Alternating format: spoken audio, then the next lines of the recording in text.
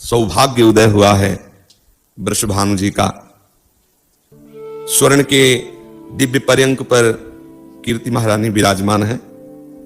वृषभानु जी नित्य नियम से यमुना जी की आराधना करते थे जाकर के, जिससे उन्हें एक सुंदर लाली की प्राप्ति हो। लाला की तो प्राप्ति हो चुकी है। श्री जी के एक भाई थे, क्या नाम था? श्री राम। लाली की प्राप्ति के लिए आराधना कर रहे थे। यमुना जी में उन्हें एक प्रातःकालीन बेला पे सुंदर दिव्य कमल दिखाई दिया। इतना आकर्षण था कि वो कुछ विचार ही नहीं कर पाए। जे भी गए तो इतना तेज उस कमल में था कि वो देख नहीं पाए क्या है, पर इतनी आसक्ति हुई कि उस कमल को ऐसे गोद में ले लिया और जैसे कोई आवेश छा गया हो। सब नित्य कर्म भूल गए, क्योंकि जब प्रेम का प्रादुर्भाव होता है तो नियम अंतर ध्यान हो जाता है, और प्रेम की मूर्तिमान लाडली है तो सब नियम अंतर ध्यान भूल गए। अतिशय उमंग में वृषभानुपुर की तरफ, रावल कहते हैं महल को, राजा जिस महल में निवास करता है उसका नाम रावल होता है। रावल की तरफ कदम अपने आप चल रहे हैं, प्रेम विवश है। उन्मादकारी प्रेम श्री जी के चरणों से प्रवाहित होता है। सत्प्रेम सिंधु मकरंद रसौग धारा, धारा प्रवाहित होती प्रेम।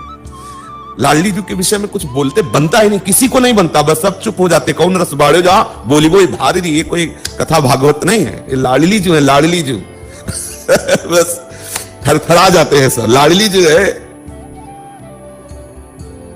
9 महीने से श्री कीर्ति रानी को आभास हो रहा है कि हमारे गर्भ है, इसलिए वो यमुना जी नहीं जा पा रही है और वृषभानु जी नित्य नियम पूरा। तो उनको जब कमल मिला तो विवश होकर के आ रहे हैं। उसी समय श्री कीर्ति रानी को कुछ आनंदमयी पीड़ा महसूस होती है। साधारण प्रसव की तरह वेदना नहीं, एक आह्लादमयी आनंदमयी पीड़ा। वृषभानु जी गए और कीर्ति रानी से कहा, आज दिव्य कमल मिला। इतना तेज, इतना आनंद कि कमल गोद में रखते हुए वो भी बेसुध हो गई। और जब सबको सुधाई तो कमल नैनी लाडली जुआ। ब्रह्म मुहूर्त का समय है। पुराणों में तो मध्याह्न का समय बताया गया है। हमारे ब्रज के रसिकों ने प्रातःकालीन बेला, क्योंकि कहते हैं अत्यंत सुकुमार राधा तक तो दोपहर की धूप में नहीं होगा क्योंकि भगवान तो अवतरित हो सकते हैं, लेकिन हमारी अत्यंत सुकुमारी लाडली प्रातःकालीन बेला पे, अति शीतल अति मंगलमयी शांत बेला पर, शुक्ल पक्ष अंधेरे में ठाकुर जी प्रकट होते हैं। हमारी लाडली जो गोरी किशोरी जो शुक्ल पक्ष, तिथि यही अष्टमी और चंद्रवासा सोमवार। पर्यंक में विराजमान श्री कीर्तिदा रानी को पूर्ण यह अनुभव हुआ कि हमारे गर्भ से ही इस दिव्य बालिका का प्रादुर्भाव हुआ। बहुत सी सुंदर सुंदर वृद्धा गोपिकाएं पीड़ा की सूचना सुनकर, आनंदमय पीड़ा की सूचना सुनकर आ गई थी, लेकिन उनको कुछ भी सेवा नहीं मिली, क्योंकि लाडली जू का प्रादुर्भाव उस कमल में पहले ही हो चुका था। निकुंजेश्वरी कमल में आके विराजमान हुई और फिर कीर्तिता की गोद में आ गई। सब आश्चर्यचकित है, इतनी ज्योति, सबके नेत्र चकाचौंध है। जब लाडली जी प्रकट हुई, किसी की सामर्थ्य नहीं हो रही कि हमारी लाडली जी को देख पाओ, इतना तेज है। ऐसा अनुमान करो मानो करोड़ों चंद्रमा एक साथ उदय हो गए हो वृषभानु भवन में। अब श्री जी के आगे बस हम आप तो कोई सामर्थ्य नहीं, कवियों की तो कोई सामर्थ्य नहीं। कवि के लिए तो महाप्रभु कह रहे, देवलोक भूलोक रसातल सुनि कवि कुल मति डरिए। जैसे अभी हो रहा है, कुछ बोलने के समय सामर्थ्य नहीं रहती किसी की लाडली जी के विषय में। अगर वो फर्राटे से बोल रहा है तो अभी संबंध नहीं हुआ श्री जी के चरणों में, और अगर संबंध है तो फर्राटे से नहीं बोल सकता है, तो पक्की बात लड़खड़ा के गिर जाएगा। कुछ बोलना होगा नहीं, वो फिर वो सामर्थ्य देती है बोलने की। ऐसा लावण्य, ऐसी सुंदरता पूरे महल में छा गई। और पहले से ही दुर्वासा जी, श्रृंगी ऋषि, करभाजन जी, गर्गाचार्य जी, सांडिल्य जी, बड़े बड़े महापुरुष जो श्री कृष्ण जन्म उत्सव में ब्रज में वास कर रहे, वो सब आकर वृषभानुपुर को घेरे हुए थे कि आने वाली है लाडली जी। पहले से ही सब यहां वास कर रहे थे, आने वाली है प्यारी जी। जब प्यारे जी आ गए ना निकुंजेश्वर, तो फिर लाडली जी भी आने वाली है। जे ही भेरी बजी, मृदंग धुनी सुनाई दी, नगाड़े की चोप में जय जयकार होने लगा। द्वारपालों तक सूचना पहुंची, लाडली जी का प्रादुर्भाव हुआ। वृषभानु जी की लाडली प्रकट हुई है। संपूर्ण नगर में बिजली की तरह खबर फैल गई।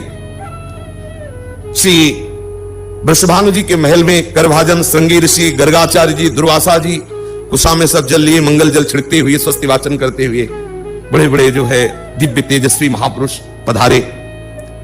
वृषभानु जी तो आनंद निमग्न है कि अहो भाग्य, कैसे कैसे महान ऋषि पधारे हुए हैं।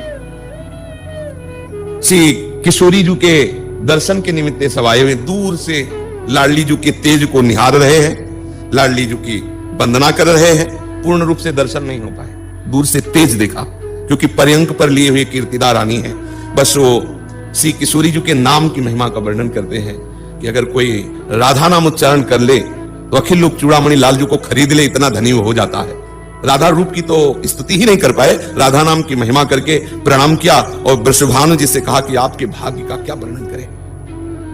इतने में महाराज वीणा की झनकार सुनाई दी।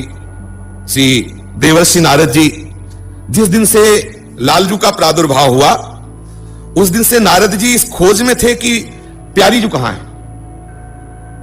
अगर प्यारी जू को पधारना है तो पहले से भूमिका तैयार हुई होगी ब्रज में, कहां पधार रहे, बार बार ध्यान के द्वारा देख रहे हैं, लेकिन इनके ध्यान से परे श्री लाडली जो है। तो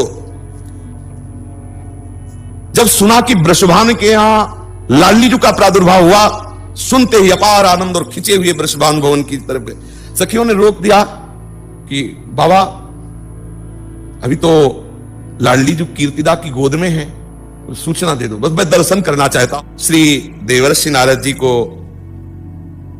वृषभानु जी लेकर के अंदर जा रहे हैं। कीर्तिदा रानी प्रणाम मुद्रा में होती हैं।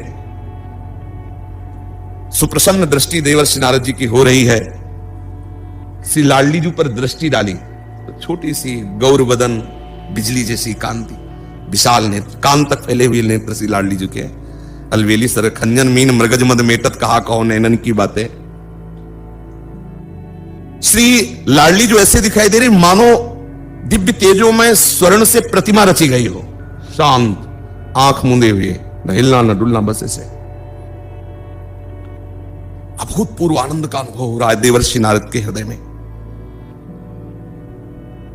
2 घड़ी तक तो उनको सुध ही नहीं रही, कुछ 48 मिनट तक तो ऐसे ही, बस जैसे मानो शिलाखंड हो।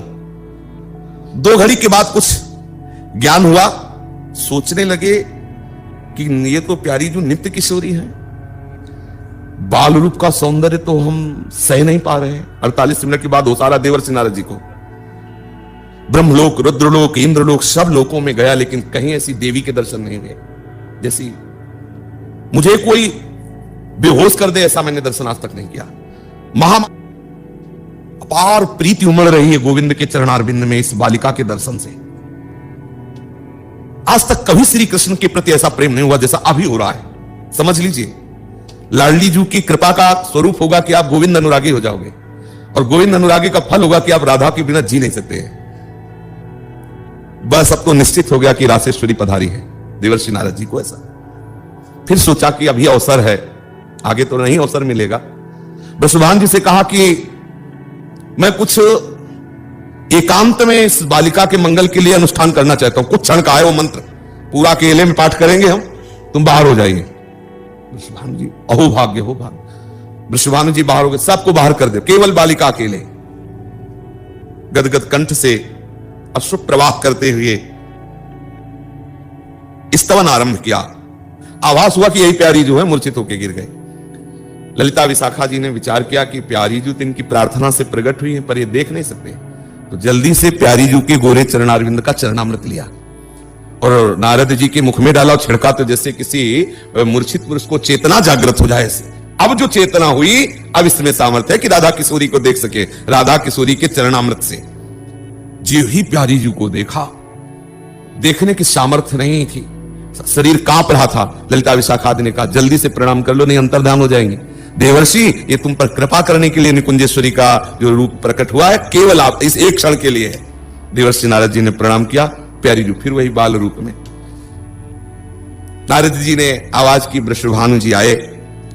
वृषभानु जी ने कहा कि बहुत कृपा हुई, आप पधारे।